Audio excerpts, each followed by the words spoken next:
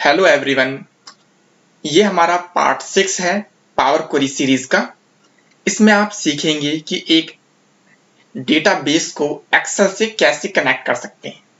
यदि आपको database terms पहली बार सुन रहे हैं तो मैं आपको बता दूं, डेटाबेस एक तरह से कई टेबल्स का कॉम्बिनेशन होता है जिसमें हम लार्ज साइज ऑफ डेटा रख सकते हैं।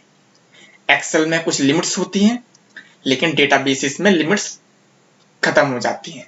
जैसे माइक्रोसॉफ्ट ऑफिस का ही एक पार्ट है MS एक्सेस।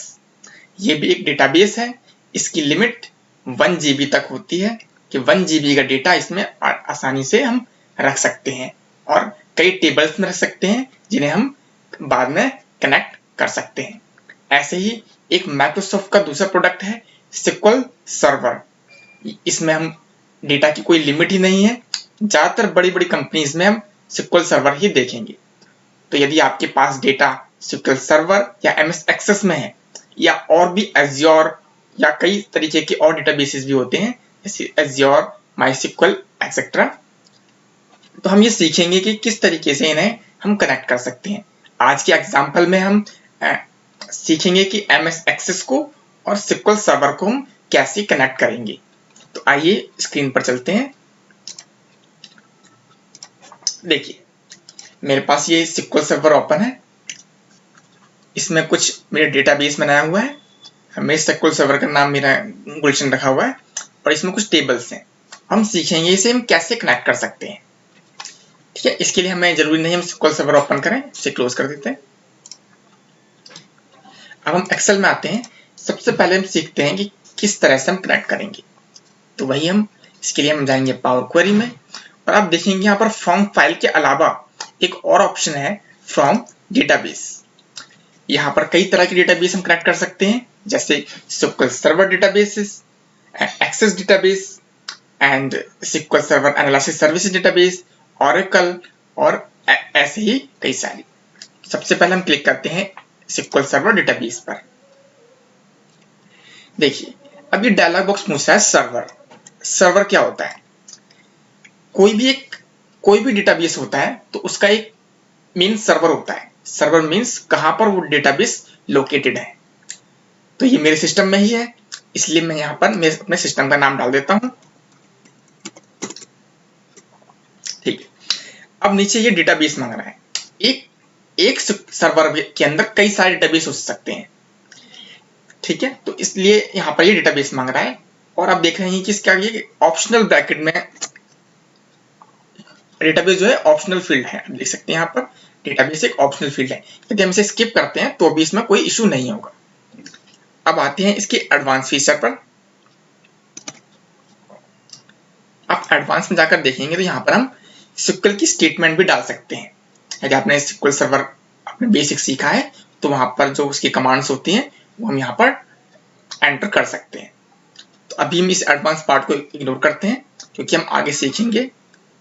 तो अभी हम नॉर्मल पार्ट पर जाते हैं और क्लिक करते हैं ओके। जैसे ही आप क्लिक करेंगे पावर क्वेरी उस डेटाबेस को पूरा स्कैन करेगी और उसमें जितनी भी टेबल्स हैं यहाँ पर लोड हो जाएंगी। आप देख पा रहे होंगे यहाँ पर एक BBZ करके टेबल है, सॉरी डेटाबेसेस है BBZ करके। जितने भी डेटाबेस होंगे उस सर्वर में वो सारे स्कैन हो जाएंगे। यहाँ पर कई सारे डेटाबेसेस हैं जैसे BBZ, CTS address book, CTS global, local, main, इस तरीके से ये डेटाबेसेस हैं। अब हम सबसे पहले लुक में जाते हैं। अब जैसे हम इसको क्लिक करेंगे तो इसके अंदर जो टेबल्स होंगी वह ओपन हो जाएंगी। जैसे B2B सेल्स ये एक टेबल है, आप देख पा रहे होंगे यहाँ पर एक टेबल ओपन हो गई है। इस तरीके से जो भी टेबल हमें चाहिए उस पर हम क्लिक करके लोड कर लेंगे। देखिए, अब ये डेटाबेस एक्सेल पर जो भी हमारा SQL सर्वर में डेटाबेस है वो यहाँ पर ऑप्शन में आ गया है। हम चाहते हैं कि यहाँ पर कोई हम क्वेरी लिखना चाहते हैं तो क्वेरी भी वहां पर लिख सकते हैं। यदि आपको भी SQL सर्वर के बारे में कोई नॉलेज नहीं है, अगर आप बेस स्टार्ट कर रहे हैं तो भी घबराने वाली कोई बात नहीं है। आगे आने वाली वीडियो में हम इस पर भी हम डिस्कस करेंगे और इस पर भी हम सीखने की कोशिश करेंगे। तक अभी हम सीखते हैं किस तरह से हम इनको, यदि आपका ऑफिस में डेटाबेस SQL सर्वर है, तो वहां से इसे कनेक्ट करके आप इस पर अपना वर्क कर सकते हैं। हम देखते हैं कि अब एक एक्सेस डेटाबेस को कैसे कनेक्ट किया जा सकता है। उसके लिए भी प्रोसीजर सेम है। हम जाते हैं इसके लिए पावर क्वेरी में, और अगर हम यहाँ चाहें तो हम एक क्वेरी हमने ओपन की हुई है, हम एक और क्वेरी ओपन करना चाहते हैं, यहाँ पर राइट क्लिक करके न्यू ग्रुप भी बना सकते हैं, इसके अंदर हम क्वेरी इनपुट कर सकते हैं। अदरवाइज हम न्यू शीट पर जाएंगे और यहाँ पर भी हम पावर क्वेरी को से एक्सेस डेटाबेस को क्लिक कर सकते हैं। आप देख रहे होंगे यहाँ पर कुछ एक्सेस की फाइल मेल पड़ी हुई है। मैं इसमें से किसी भी एक फाइल पर ओपन कर लेता हूँ और क्लिक करता हूँ ओके। सेम एक्सेस जो है एक सर्वर नहीं होता, एक्सेस जो है डेटाबेस होता है, इसलिए सीधा ही इसने उस एक्सेस के अंदर ही जितनी टेबल्स थी वो स्कैन कर ली। हमने देखा था कि यदि वो SQL सर्वर की बात हो रही थी तो उसके SQL सर्वर एक सर्वर है, उसके अंदर डेटाबेसेस होते हैं, यानी कि सर्वर जो है वो एक बड़ा या एक पेरेंट फील्ड है डेटाबेसेस की। डेटा चलता है हमारा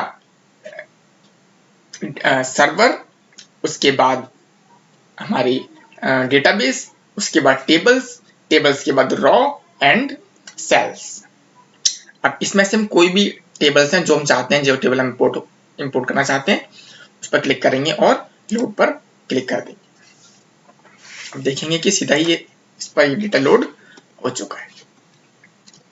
ठीक है, हाँ, तो आप देखेंगे कि लेफ्ट हैंड साइड में ये दोनों क्वेरी इसमें इंपोर्ट हो चुकी है। पहली क्वेरी से 5700 रोज और दूसरी क्वेरी से ऑलमोस्ट 200 रोज इंसर्ट हो चुकी हैं। तो अब इस पूरी सीरीज में हमने 6 वीडियोस देखी हैं। इन 6 वीडियोस में हमने सीखा है किस तरह से हम फाइल्स को कनेक्ट कर सकते हैं, चाहे वह टेक्स्ट फाइल हो, चाहे वो CSV फाइल हो, या एक इवन एक फोल्डर ही क्यों ना हो। हमने कुछ डेटाबेसेस भी कनेक्ट किए। अब आगे आने वाली वीडियो में आप देखेंगे कि अलग अलग सोर्स से वीडियो जो डेटा हम कनेक्ट करने के बाद उन्हें कंबाइन कैसे करेंगे या एनालाइज कैसे करेंगे। हमने देखा था कि जैसे हम पावर क्वेरी पर एडिट करते हैं तो हम सीधा ही इसे लोड कर देते हैं, लेकिन हमें हर बार हम डेटा हमारा क्लीन नहीं होता है। हमें ऑलमोस्ट 99% डेटा को पहले क्लीन करना होता है, उसके बाद ही हम लोड करते हैं। अभी मेरा डाटा पहले से ही क्लीन था, इसलिए आपको सिखाने के लिए सिर्फ हमने डायरेक्ट लोड पर क्लिक किया। अब आगे हम सीखेंगे कि किस तरह से हम दो क्वेरी को एक साथ कंबाइन कर सकते हैं या अपेंड कर सकते हैं। अपेंड मीन्स टेबल के नीचे दूसरी टेबल को इंसर्ट कर सकते हैं। मान लीजिए कई सारी स्टेट्स हैं हमारे, उन स्टेट्स से हमारी सभी फाइल्स आती हैं अलग अलग सोर्सेस में, कोई टेक्स्ट आता है कहीं से CSV, कहीं से डेटाबेस, तो उन सब फाइल्स को एक जगह कंबाइन कैसे करेंगे वो हम आने वाली वीडियो में सीखेंगे। जब तक यदि आप नए हैं और आप हमेशा कुछ नई नई चीज सीखना चाहते हैं, आप चाहते हैं कि आप अपने कैरियर में ग्रोथ लाएं, तो आपको हमेशा नई नई टेक्नोलॉजी से और इन वर्क से, इन एक्सेल से, इन डेटाबेस टेक्नोलॉजी से हमेशा अपडेटेड रहना चाहिए। इसके लिए आप हमारा चैनल सब्सक्राइब कर सकते हैं। जब तक के लिए गुड बाय।